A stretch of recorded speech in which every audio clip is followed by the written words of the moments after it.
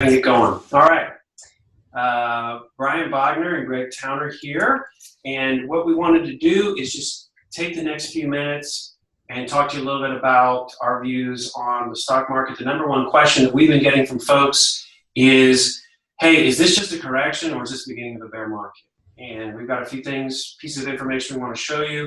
And then we're going to go ahead and open up for questions. If you have a question, all you need to do is type it in, and we can go ahead and take a look at it and answer it for you. So for those of you on the webinar, just type your question in into the Q&A piece, and we can go ahead and answer it. We do have a few that have been emailed to us as well, and already, so we've got some questions here. Let's go ahead and get started.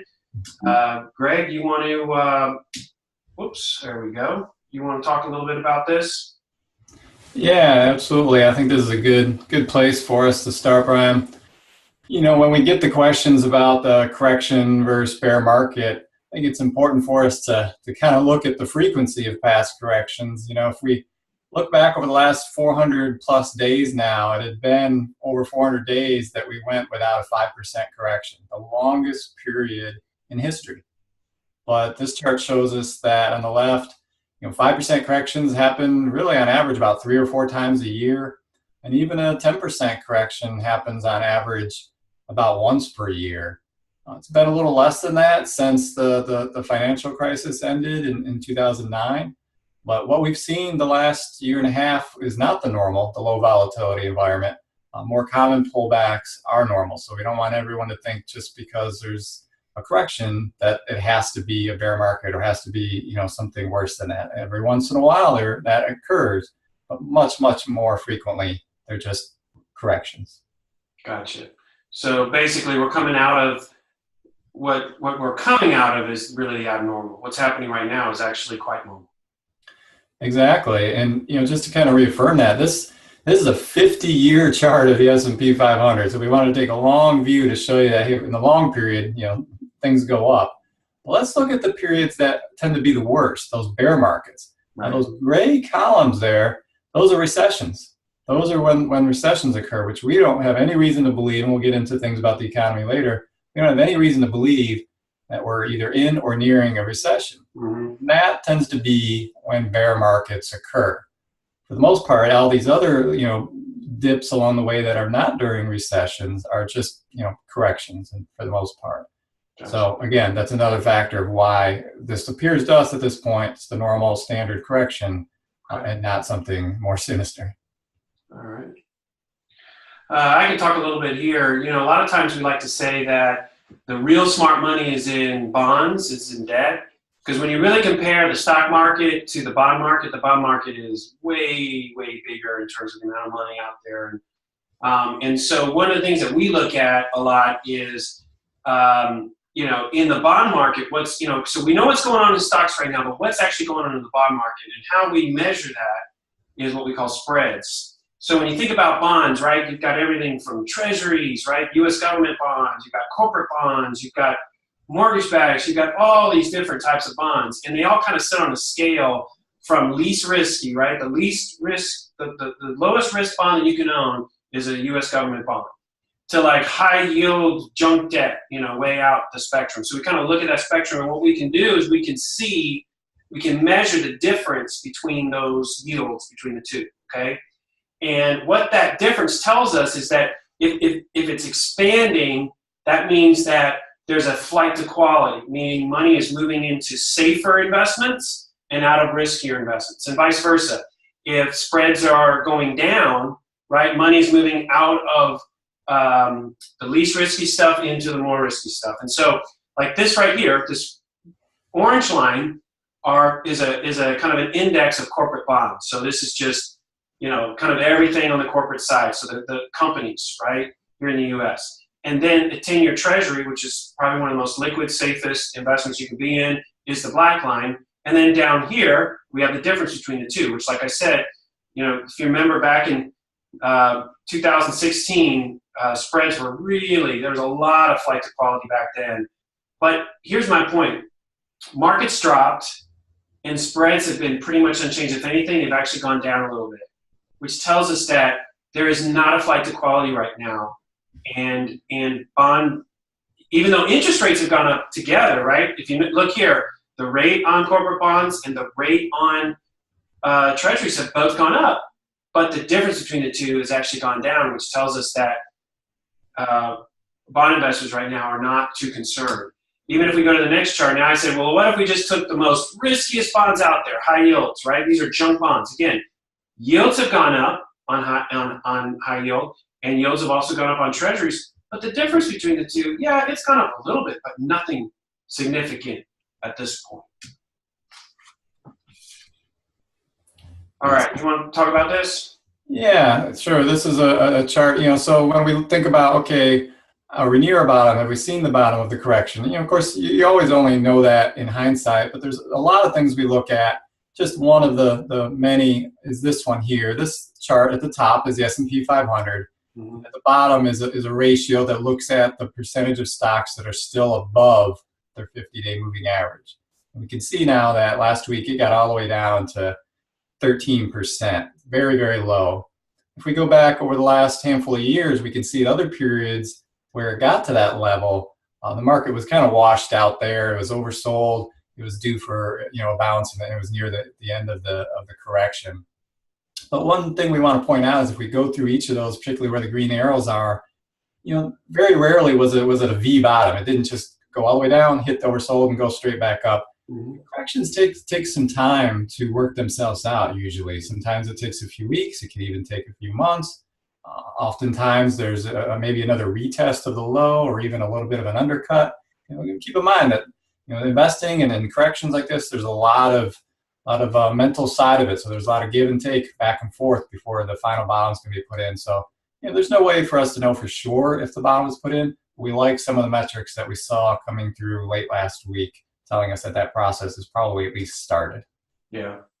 So kind of like this run is starting to potentially reach the end of its of its life here, this drop.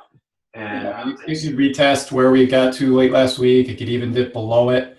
But the reality is things are starting to get a little oversold. It just may take more time. The dip that we had, the decline from its all-time high to the low last week was actually the fastest decline in history. Wow. From an all-time high, because past corrections, tended to not happen from all-time highs. So it happened so fast. The recovery, it could happen just as fast, but we expect some time needs to go through to kind of work its way out. Okay. All right. Well, that's it for some of the slides that we prepared. Do we have any questions? If you have a question, all you need to do, if you're on the call here, you can just simply type it in into the Q&A, and we'll be happy to answer it. Anything that you have. If you're on the call here, you can just simply type it in. Sorry about that. That was a little echo going on there. Okay, I've got a couple of questions here. Mark asks, what caused this correction? Greg, you want to take that over? Mm-hmm. Yeah, that's a good one. Well, you can never say for sure exactly one thing that caused a correction. There's usually a lot of things going on. And a lot of times what happens is the market maybe gets a little extended to the upside, both in price and in sentiment. And then just whatever happens to be the catalyst that comes along at that point gets blamed by the media as the reason. But if we drill down a little further, really what happened was at the end of January, there was an economic report that came out around the jobs report with wages. It showed wages moving up a little more than they had been. That started to get investors concerned about, is the economy too hot? I know that's something weird to think about. Is the economy too strong? Because it might mean inflation, it might mean interest rates go up, it might mean the Fed might, raise rates faster. So a lot of it boils back down to interest rates and the concern that they might go up too far too fast.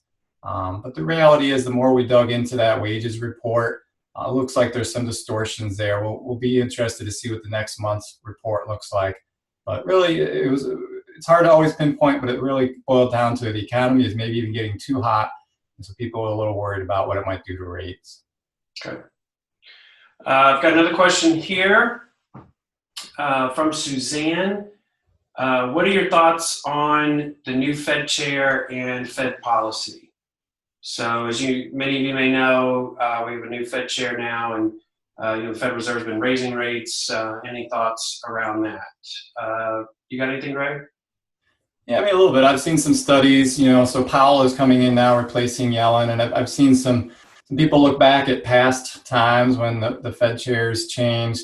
The market tended to be a little more volatile, coincidence or not, during those periods. I think the market almost wants to challenge the new Fed chief to say, hey, what is your policy going to be? Is it going to be the same as the last person? Is it going to be what you claim it's going to be? So, at this point, we don't have any reason to expect the policies of the Fed to change much, but you never know with a new person in charge. So I think we need to see a few meetings go by and see what Powell is going to do. But for the time being, I think it's just a status quo from what they've been doing. Gradual rate increases, probably another 3 this year would be our best estimate right now. So they're going to keep raising gradually and see if he stays the same as Yellen did. Nice. Okay. Good deal. All righty. Any other? Here's one from Caroline. She asks, "Do you have any concerns about rising interest rates?" Yes. Of course, we always have concerns about rising interest rates. But let me go ahead and give me a second here, and I'll bring something up on that. Okay, that should work. All right, let me share my screen real quick. There we go, and boom. All right. So this is a very long-term chart going all the way back to the 40s of the 10-year Treasury, which is really the bedrock of what all interest rates are based on. And as you can see here, I mean, of course, back in the early 80s, we had very, very high interest rates. The 10-year Treasury actually got up to almost 16%. Well, while we have had a jump here recently, and it's been a pretty good move up, when we look historically, we are still very, very, very low historically on interest rates. So we've been concerned about how much they jumped up over this short period of time. But when you look at it historically, interest rates are still very low. I mean, you can go back to 2013, and actually the market had a really good year in 2013, and the 10-year Treasury was actually higher than what it is today. Yes, we are concerned. Rising rates, will have an impact on, real estate certainly and things like that. But we're more concerned, I think, about how quickly rates go up necessarily than the absolute level. Greg, anything you want to add? Yeah, I think the other thing I would add is sometimes it's just a mindset getting readjusted to the new levels when it moves quickly. I mean, think about, maybe when gasoline prices change a lot. If it goes up quickly, you're like, oh, I'm not going to pay that. That's crazy. But then when it's up there over, say, $3 for a while, well, that's just kind of the new normal, and you get used to it and you go along. So yes, maybe the first initial shock is a bit of a concern, but I think people will get adjusted to it. Okay. Hey, got another question here from Jerry. Jerry asks, does the correction cascade or the drop here, is it due to automatically traded stocks and funds? So Jerry's asking about a lot of the robo kind of algorithmic traders that are out there. Is this drop in due to that? And the answer is yes, because the computers and algorithms and things like that are trading just like, when we go in and hit enter and press an order. So they are a part of this market right now that, where we have buyers and sellers coming together. Now, did that cause it in terms of, was that the lone reason? No. But there's certainly, influence and there's things going on. This is such new territory with a lot of the algorithmic trading that, we had that flash crash, I don't know what, 5-6 years ago we had that thing, and we've not really had one significantly since then. So, there's been a lot of work done to make sure that doesn't happen again. But again, this is still new territory, so we don't really know what may happen. But volatility is certainly higher, and yes, this think about it. These algorithmic trading has been going on for a while now. In the last couple of years, we've had some of the lowest volatility we've ever had. So it all kind of factors in and flows in together. Greg, you have anything you want to add? I mean, it's just one thing, tied in with that is the huge money, of course, that's flowed into a lot of different ETFs in recent years, and some of those being not so plain vanilla, some of those being the volatility ones and some of the leveraged ones. And those definitely contributed once the correction started to adding to it more. And I think it just brings us back to, again, keeping things straightforward and simple and using those very speculative type leveraged ETFs can be pretty dangerous. So I kind of reinforced some of our existing views, and they were certainly a small part of what happened over the last couple of weeks. Right. Well, good. All right. Well, I don't see any more questions, so let's just go ahead and sum things up. And I'll start, Greg, and then you can finish. Again, is this the beginning of a bear market decline or a correction? Our opinion is that this is a correction. And while it was pretty violent and moved down quick, a lot of the underlying things that we look at, whether it's the credit markets, whether it's the underlying economy, these things are all strong and all showing very positive signs. Even when we look at stocks, we didn't show the chart, but where you would see things like utilities and staples and things like that being more of that defensive area where money is going into, we didn't see that either. So, the more cyclical areas are still, they're still doing well. We think this is a correction. It's just long overdue. We've gone one of the longest periods ever without a 5% correction, and sure enough, we're experiencing one now. So this is where we encourage folks to continue to stay committed to their plan, continue to stay committed to what they're doing, and not to panic, and not to get last thing you ever want to do in investing is make an emotional decision. So Greg, why don't you add to that? Yeah, I mean, the last thing I'll add that we didn't really talk about is, we talked about the economy, but drilling down a little further to the fundamentals of corporations. I mean, that's really what it all boils down to. I spent a lot of time reading corporate reports, earnings reports, and coming in from this past fourth quarter, they've been phenomenal. We've had a record number of companies beating their earnings and sales guidance. So earnings are coming in great. All their comments are fantastic about what they're seeing for this year, or they of course like the tax cuts. So when you really drill down to the fundamentals, things are really, really healthy from a corporation standpoint. And so, really at this point, we're thinking it's just there's no fear of recession. And again, back to that early chart, recessions are typically correlated with bear markets, and we're just not seeing that at this point, helping us confirm that it's probably just a correction, but always keeping open-minded that things can change. And if you have any further questions, by all means, please call us. You can go to our website, parallelfinancial.com. That has all of our contact information there. Shoot us an email, give us a call. We'll be happy to talk to you about anything you need. But thanks so much for participating today, and we look forward to talking to you again soon. Bye now.